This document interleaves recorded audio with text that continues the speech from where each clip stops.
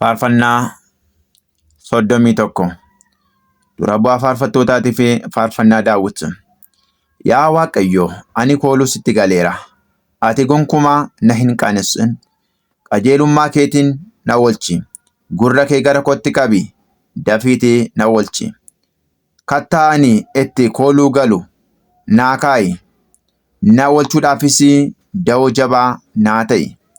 Ati waan kattaa koo fi da'oo koo taatee fi maqaa keetiif jedhiitii na qajeelchi.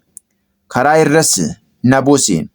Ati iddoo ani itti baqadhu waan taateef, kiyyoo diinonni koo naa ka'an keessaa na baasi. Ani hafuura koo dabarseen harka keettan kennadha. Yaa Waaqayyo, Waaqa dhugaa, ati na furi. Ani warra waaqota faayidaa hin qabne abdatan nan jibba. Waaqayyoon garuu nan amanadha. Ani jaalala kee kan hin geddaramne sanatti nan gammada, nan ililchas. Ati dhiphina koo argiteettaati. Rakkina lubbuu kootii illee beekteetta. Ati dabarsitee diinatti na hin kennin. Miilla koos iddoo bal'aa irraa dhaabdeetta. Yaa Waaqayyo, ani dhiphina keessaan jiraati na baasi. Iji koo gaddaan, lubbuun koo fi dhagni koo gaddaan dadhabaniiru. Jireenyi koo gaddaan, umriin koo aaduudhaan dhumeera. Jabinni koo sababii dhiphina kootiif laafeera. Lafeen koos xumurameera. Sababii diinota koo hundaatiifis ati na oolchi. Waan na sodaachisaa michoota koo biratti immoo waan jibbisiisaa ta'eera. Warri karaa irratti na arganis na baqatu. Ani akkuma nama du'ettan irraanfatameera. Akkuma qooda cabsaan nan ta'e. Asaasa namoota baay'ee nan dhaga'eeti. Kallattii hundaan sodaatanii jiru. Isaan natti malatanii lubbuu koo balleessuuf mari'atanii. Yaa Waaqayyo, ani garuu sin amanadha. Ati Waaqa kooti nan jedha. Barri koo si harka jira. Diinota koo jalaa, warra na ari'atan harkaas na baasi. Fuulli kee tajaajilaa kee irratti haa ifu. Jaalala kee kan hin geddaramnedha. Sanaanis na baraari. Yaa Waaqayyo, ani hin qaaneffamin. Anis waammadheeraati. Warri hamoon garuu haa qaaneffamani. Callisanii Si'ool keessaa haa bu'ani. Afaan soba dubbatu kan of tuulummaanii fi tuffiidhaan nama qajeelaa irratti kooree dubbatu haa duudu. Gaarummaan kee kan ati warri si sodaataniifis ol keesse, kan ati fuula namootaa duratti warra kooluu sitti galaniifis kennite akkam guddaadha! Da'oo fuula keetiin waan namoonni isaatti maltan jalaa isaan dhoksita. Dunkaana keessattis dubbii tuttuqu jalaa isaan deessita. Waaqayyo haa eebbifamu. Inni yeroo ani magaalaa marfame keessa turetti jaalala isaa dinqisiisaa sana na argisiiseeraati. Ani yeroon akka malee dhiphadhetti, ani fuula kee dura badeera jedheen ture. Ati garuu yeroo ani gargaarsaaf sitti iyyadhetti kadhannaa koo naa dhageesse. Qulqulloonni isaa hundinuu Waaqayyoon jaalladhaa. Waaqayyo amanamtoota ni eega. Of tuultotaaf garuu akkuma hojii isaaniitti irraa dabarsee deebisaafi. Warri Waaqayyoon abdatan hundinuu jabaadhaa. Garaan keessanii hin sodaatin. Faarfannaa 32 Faarfannaa Daawit. Maskilii namni yakki isaa dhiifamee fi kan cubbuun isaa haguugamee fi eebbifamaadha. Namni Waaqayyoon cubbuu itti hin lakkoofne, kan hafuura isaa keessas gowwoomsaan hin jirre eebbifamaadha. Yeroo ani cubbuu koo himachuu dhiisetti, guyyaa guutuu aaduu kootiin lafeen koo ni bobbose. Harki kee halkanii fi guyyaa natti ulfaateeraati. Jabinni koos akkuma waan ho'aa bonaatiin ta'utti xumurame. Ergasiis cubbuu koositti nan himadha. Balleessaa koos si hin dhokfine. Anis irra daddarboo koo Waaqayyotti nan himadha. Nan jedha. Ati yakka cubbuu kootii naa dhiifteettaatii. Kanaafuu namni amanamaan kamiyyuu yeroo ati itti argamtutti si haa kadhatu. Lolaan bishaanii guddaas si bira hin ga'u. Ati iddoo ani itti dhokadhudha. Rakkina irraas na eegda. Faarfannaa mo'annaatiinis na marsita. Ani karaa ati irra deemtu irrattis sin qajeelcha. Sin barsiisas. Ani ija koo jaalalaatiin sin ilaala. Sin gorsa. Isaan akka farda yookaan aangoo hubannaa hin qabne hin ta'inaa. Isaan iyyuu luugamaa fi fuulloodhaan qabaman malee gara kee hin dhufani. Dhiphinni namootaa hamoo baay'eedha. Araarri Waaqayyoo garuu nama isa amanatu ni marsa. Yaa qajeeltotaa, isin Waaqayyotti gammadaa, ililchaas. Warri garaa qulqulluu qabdan hundinuu ililchaa. Faarfannaa 33. Yaa qajeeltotaa, isin Waaqayyotti gammadaa. Isa jechuun tolootaaf ni mala. Kiraaraan Waaqayyoon galateeffadhaa. Baganaa ribuu 10 qabu isaaf faarfadhaa. Faarfannaa haaraa isaaf faarfadhaa. Ribuu haalaan rukutuu sirriitti rukutaa. Gammachuudhaanis ililchaa. Dubbiin Waaqayyoo qajeelaadhaati. Inni waan hojjetu hundumaatti amanamaadha. Waaqayyoo qajeelummaa fi murtii qajeelaa jaallata. Laftis jaalala isaa kan hin geeddaramnedha. Guutameeraat. Samiiwwan dubbii Waaqayyootti hojjetaman, tuman. Urjiiwwan hundinuu hafuura lafaan isaatti bu'anii uumamani. Inni bishaan galaanaa akka tulluu walitti qaba. Bishaan tuujubaas kuusaa keessaa kaa'a. Lafti hundi Waaqayyoon haa sodaatu. Sabni addunyaa irra jiraatu hunduu guddisee isaa haa sodaatu. Inni dubbateeraat. Waan inni dubbate ni ta'e. Inni ni ajaje. Waan inni ajajes ni raawwate. Waaqayyo marii sabootaa ni fashaleessa. Akka karoorri namoota hojii irra hin oolles ni beeka. Karoorri Waaqayyoo garuu bara baraan. Yaadni garaa isaas dhalootaa hamma dhalootaatti. Humna keessatti cimsee ni dhaabbata. Sabni Waaqayyoo Waaqa isaaf ta'e, namoonni inni akka dhaala ofii isaatti filatee eebbifamoodha. Waaqayyo samii irraa gadi ni ilaala. Ilmaan namootaa hundas ni eega. Inni teessoo isaa irra taa'ee warra lafa irra jiraatan hunda gad ilaala. Inni garaa nama hundaa uumu suni hojii isaanii hundaa ni hubata. Mootiin baay'inaa loltoota isaatiin du'a hin oolu. Jagnis guddina humna isaatiinis du'a jalaa hin ba'u. Fardi mo'annaadhaafis abdii gatii hin qabnedha. Guddinni humna isaas nama hin oolchu. Garuu iji Waaqayyoo warra sodaatan irraa, warra araara isaa abdatan irras ni jira. Inni lubbuu isaa du'a jalaa ni baasa. Bara beelaas isaan ni jiraachisa. Lubbuun keenya abdiidhaan Waaqayyoo eeggatti. Innis gargaarsa keenyaa fi gaachana keenya. Garaa keenya isatti ni gammadaati. Nu maqaa isaa qulqulluu fi amanamnaati. Yaa Waaqayyo, akkuma nu abdii keenya sirratti kaa'annutti araarri kee nurra haa jiraatu. Faarfannaa 34. Faarfannaa Daawit. Innis fuula Abimelek duratti maraatuu of fakkeessee fi Abimelek isaa aariidhaan yeroo achi deemetti faarfate. Ani yeroo hundaa Waaqayyoon nan eebbisa. Galanni isaa yeroo hundaa afaan naa hin ba'u. Waaqayyo koo lubbuu koo ni boonti. Cunqurfamoonni waggaatti haa gammadani. Na wajjin Waaqayyoof ulfina kennaa. Kottaa wal wajjin maqaa isaa ol kaafna. Waaqayyoon nan barbaaddadhe, innis deebii naa kenne. Sodaa koo hunda keessaa na baase.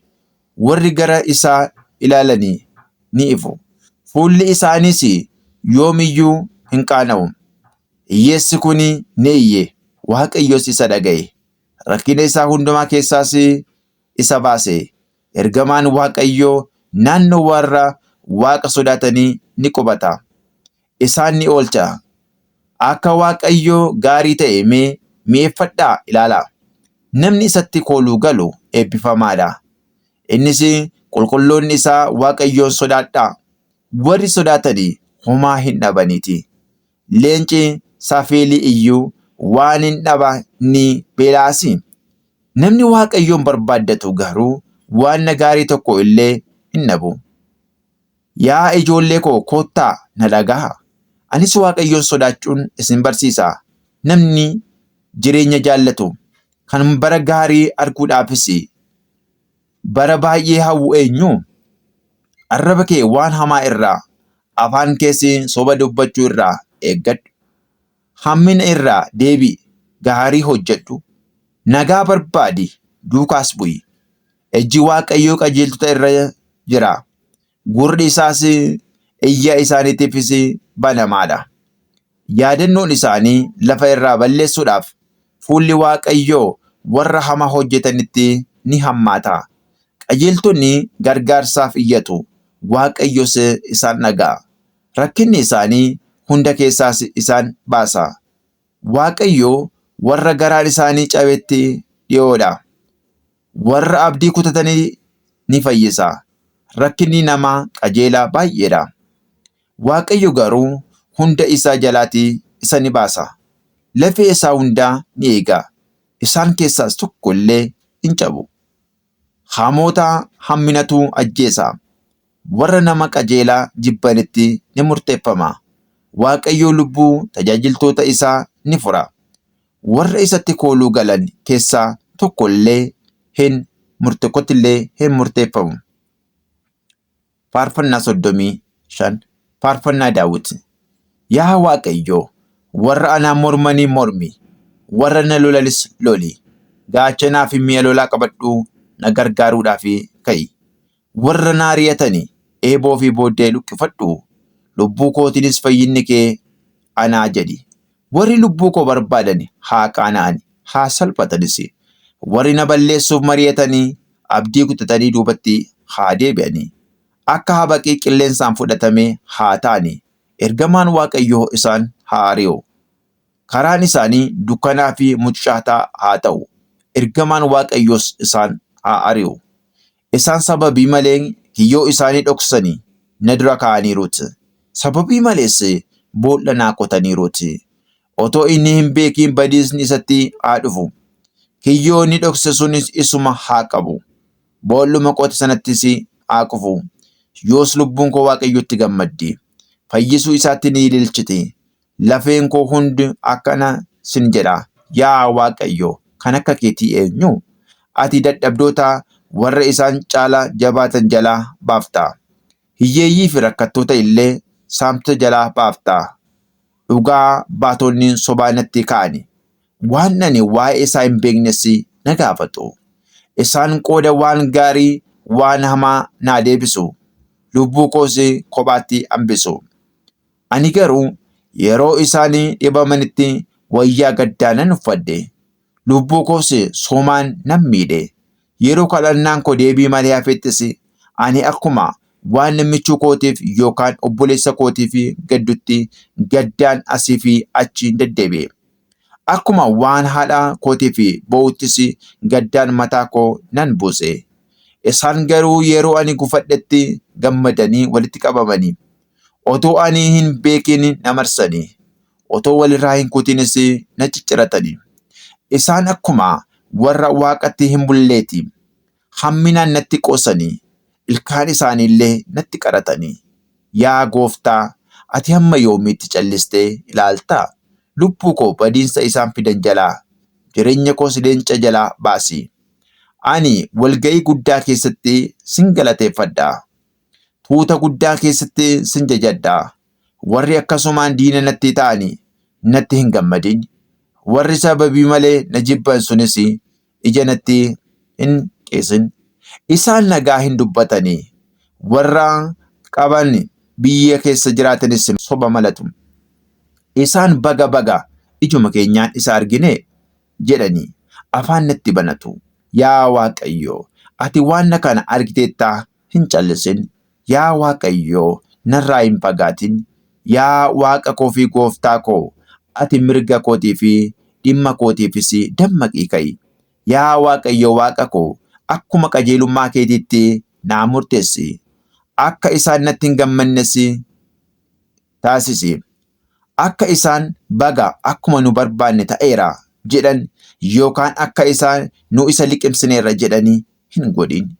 Warri dhiphina kootti gammadani hunduu haa qaana'ani, haa burjaaja'anis. Warri natti kooran hundisuu qaanii fi salphinaan haa uffatani.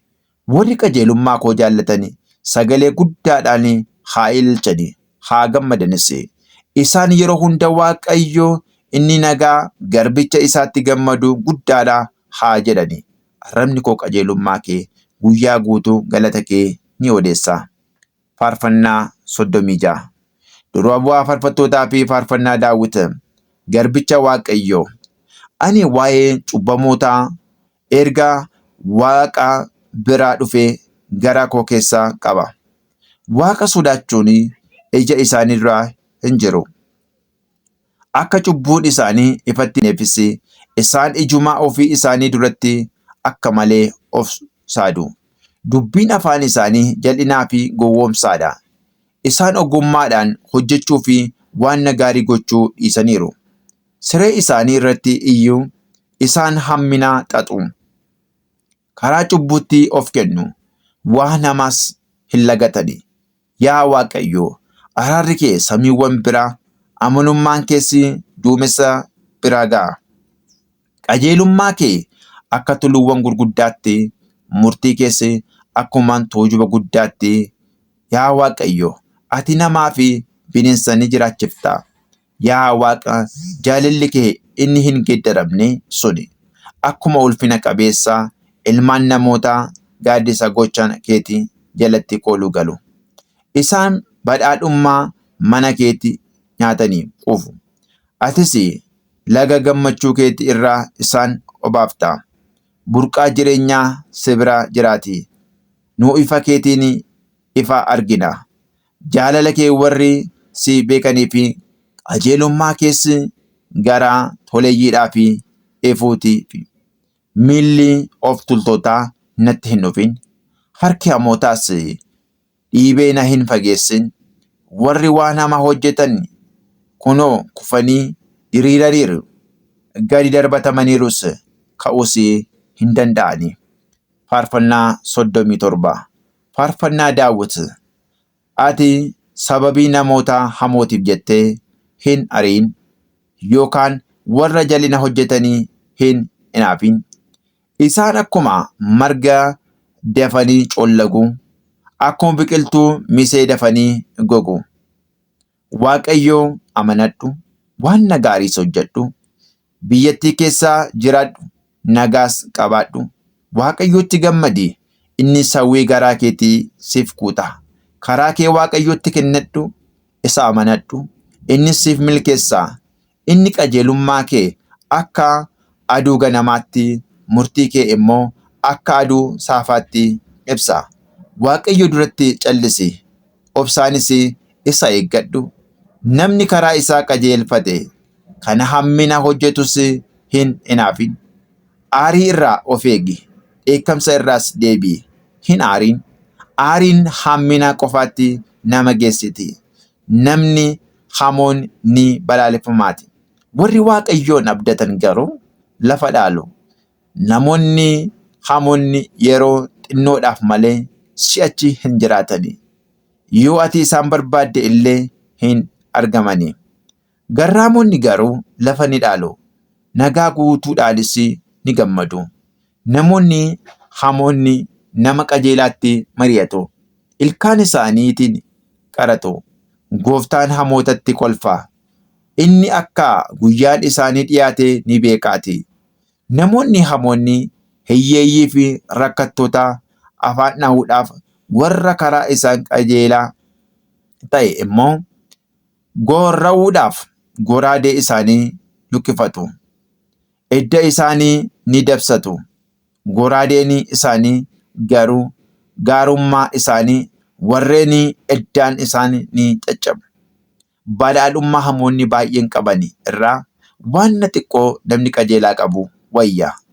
Humni hamootaa ni jabaati. Waaqayyoon garuu qajeeltota jabeessi ni dhaaba. Waaqayyoo bara tolootaa ni beeka. Dhaalli isaanii bara baraan ni jiraata. Isaan bara hamaa keessaa hin qaana'ani. Bara beelaa keessas ni quufu. Namoonni hamoonni garuu ni barbadaa'u. Diinonni Waaqayyoos akkuma miidhagina daraaree dirree irraa isaan ni badu. Akkuma aaraas ni badu. Namoonni hamoonni ni liqeeffatu garuu deebisanii ofirraa hin baasani. Qajeeltonni garuu arjummaadhaan kennu. Warri Waaqayyoo eebbisu lafa ni dhaalu. Warri inni abaaru garuu ni balleeffamu.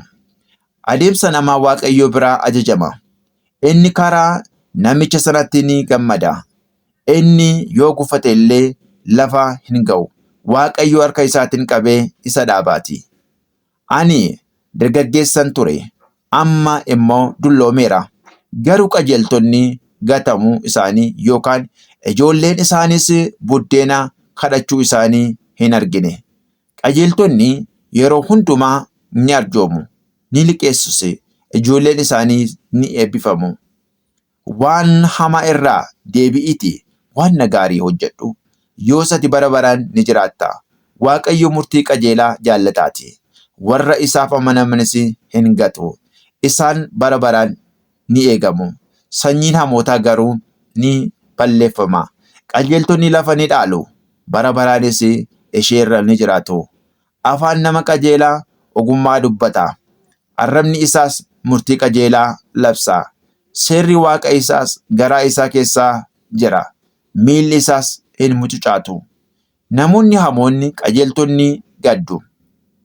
Isaan ajjeesuu ni barbaadu. Waaqayyo garuu harka isaaniitti jara hin dhiyeessu. Yookaan yommuu isaan murtii dhiyeeffatanitti akka isaanitti murteeffamu hin hayyamu. Waaqayyoon eeggadhu. Karaa isaas eegi. Inni akka ati lafa dhaaltuu fi ulfina siif ni kenna. Atis badiinsa hamootatti ni argita. Nama hamaa fi gara jabeessa isaa akkuma muka iddoon isaa itti toluu jiru nan arge. Ergasiis achi nan darbe. Inni garuu achi hin turre. Ani cimsee isa nan barbaade. Inni garuu hin argamne. Nama mudaa hin qabne yaadatti qabadhu. Tolaattis ilaali. Sanyiin namaa nagaa hin baduuti. Cubbamoonni hundinuu garuu ni barbadeeffamu. Galgalli nama hamaas hin tolu. Fayyinni qajeeltotaa Waaqayyo biraa dhufa. Inni yeroo rakkinaatti da'oo isaaniiti. Waaqayyo isaan gargaara. Isaan oolchas. Harka namoota hamoo jalaa isaan baasa. Isaan bara baraanis isaanitti kooluu galaniiru. Faarsaa 38. Faarfannaa Daawit yaadannoodhaaf. Yaa Waaqayyo, aarii keetiin na hin ifatin, yookaan dheekkamsa keetiin na hin adabin. Xiyyooliin kee na waraananiiru. Harki kees akka malee natti ulfaateera. Sababii dheekkamsa keetiif dhagni koo fayyaa dhabeera. Sababii cubbuu kootiifis lafeen koo nagaa dhabeera. Cubbuu koo na qimseeraati. Akkuma ba'aa baatamuu hin danda'amne tokkottis natti ulfaateera. Sababii gowwummaa kootiifis madaan koo malaa naqate ni ajaa'ese. Ani guyyaa guutus gaddaan oola. Dugdi koo na boba'a. Dhagni koos fayyaa hin qabu. Ani laafeera. Akka malees bututeera. Garaan koo dhiphate. Ani gaddaan jiraadha. Yaa gooftaa, hawwiin koo hunduu fuula kee duratti beekamaadha. Argamuun koos si duraa hin dhokatu. Laphee koo ni dhaata. Jilbii na laafeera. Ifni ija kootiis badeera. Michoonni koo fi miiltonni koo sababii malee tokko narraati kani. Firoonni koos narraa fagaatanii dhaabbatani. Warri lubbuu koo galafachuu barbaadani kiyyoo naa kaa'aniiru. Warri na miidhuu barbaadanis waa'ee badiinsaa kootii dubbatu. Guyyaa guutuus hammina natti yaadu. Ani garuu akkuma duudaa dhaga'uu hin dandeenye, akkuma arraba diidaa dubbachuu hin dandeenyeeti. Ani akka nama dhaga'uu hin dandeenye, akkuma nama afaan isaa deebii hin qabneeti. Yaa Waaqayyo, an sin eeggadha. Yaa Waaqayyo gooftaa koo, ati deebii naa kennita. Ani akka diinonni koo natti gammadani, yookaan akka isaan yeroo miilli koo mucucaatutti natti of jajan hin eeyyamin jedheeraati. Ani kufuu ga'eeraati. Dhukkubbiin koos tokko hin dhufne. Ani balleessaa koo nan himadha. Sababii cubbuu kootiifis nan gadda. Warri akkasumaan diinota koo ta'ani jajjaboodha. Warra sababii malee na jibbanis hedduudha. Warri qooda waan na gaarii waan na hamaa naa deebisan diinota kooti. Ani waan na gaarii duukaa nan bu'a. Yaa Waaqayyo, ati na hin gatin. Yaa Waaqa koo, narraa hin fagaatin. Yaa gooftaa, na fayyisi. Atis fayyisaa kooti. Na gargaaruudhaaf ariifadhu. Faarsaa 39 dura bu'aa faarfattootaatii fi Yehuudeetiin faarfannaa Daawit. Ani akkana nan jedha. Ani karaa koo nan eeggadha. Arraba koos cubbuu irraa nan ittisa. Hamaa namni hammaan na bira hin jiruuti. Afaan kootiin lugama nan kaadha. Ani callisee akkuma duudaa nan ta'e. Waan na gaarii dubbachuu irraas of nan qusadhe. Dhiphina koo garuu ittuma caale. Onneen koo na keessatti bulluqee deeme. Yeroo ani irra deddeebi'ee yaadettis ibiddi suni ni boba'e. Anis arraba kootiin akkanan jedhe dubbadha. Yaa Waaqayyo, ati dhuma jireenya kootii na argisiisi. Dheerina umurii kootiis na barsiisi. Jireenya koo akkam dafee akka darbus na beeksisi. Kunoo, ati bara koo taakkuu tokkotti gooteettaati. Umurii koos fuula kee duratti hoomamtuu hin eede'u. Jireenyi namaa hundaas akkuma qilleensaa shuf jedhee darbuuti. Dhuguma iyyuu namni akkuma gaadidduu deddeebi'u. Dhuguma akkasuma goolaan namni qabeenya ni kuusa. Garuu eenyuuf akka walitti qabu hin beeku. Egaa amma yaa gooftaa, ani miillaan eeggadha. Abdiin koo sun irra ni jira. Dogongora koo hunda irraa na oolchi. Nama gowwaan itti kolfan na hin godhin. Ani mana koo hin saaqqadhu. Kan waan naa godhes mati. Ani rukuttaa harka keetiin uumeeraati. Dha'ichi keenya irratti ati fuudhi. Ati sababii cubbuu kootiifis namoota ifatta. Ni adabdasi. Akkuma biilis qabeenya isaanii ni balleessita. Dhugumaan namni hunduu qilleensummaa shuf jedhee darbuudha. Yaa Waaqayyo, kadhannaa koo naa dhaga'i. Iyyaani gargaarsa barbaachuuf iyyus dhaggeeffadhu. Boo'icha koos callistee hin ilaalin. Ani akka alaagaatti si bira nan jiraadhaati. Akkuma abbootii koo hundumaattis ani nama biyya ormaati.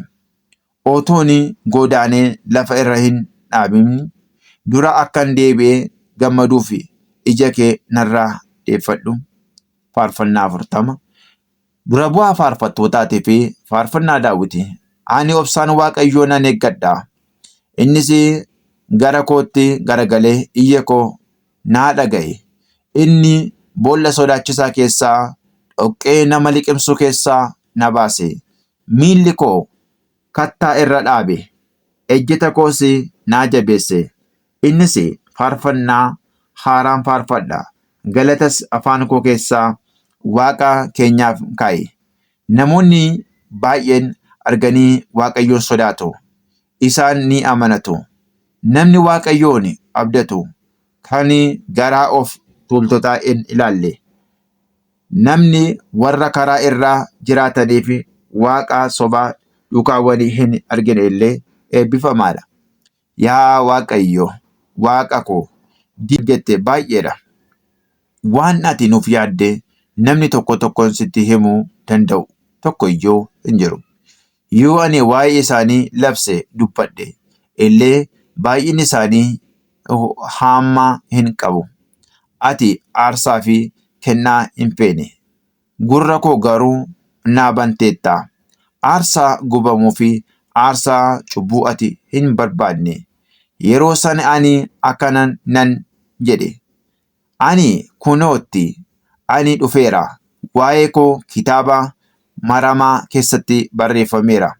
Yaa Waaqa koo, ani fedhii kee raawwachuuf nan gammada. Seerri kee garaa koo keessa jira. Ani yaa'ii guddaa keessatti qajeelummaa nan labsa.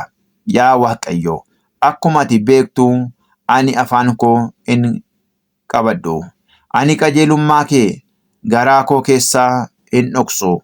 Waa'ee amanummaa keetiitti fi waa'ee fayyisuu keetii nan odeessa.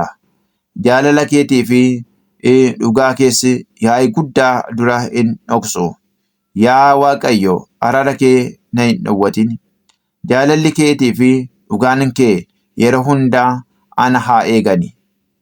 Rakkina qabne na marsaniiruuti. Cubbuu koo na liqimseeraniitu. Arguus dadhabeera. Cubbuun koo rifeensa mataa koo caalaa baay'ata. Onneen koos na keessatti laafeeraati. Yaa Waaqayyo, na fayyisuuf gammadi. Yaa Waaqayyo, na gargaaruudhaaf dafii kottu. Warri lubbuu koo galfachuu barbaadan hunduu haa qaana'ani, haa burjaaja'anis. Warri badii koo hawwan hunduu qaana'anii duubatti haa deebi'ani. Warri baga baga naan jedhani qaaniin isaanitti haa ifatamu.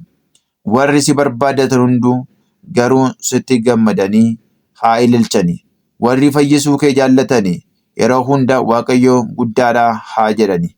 Ani garuu hiyyeessaa fi rakkataadha. Ta'us Gooftaan naaf yaada. Ati gargaarsa koo fi fayyisaa kooti. Yaa Waaqa ko, ati na gargaari. Ameen.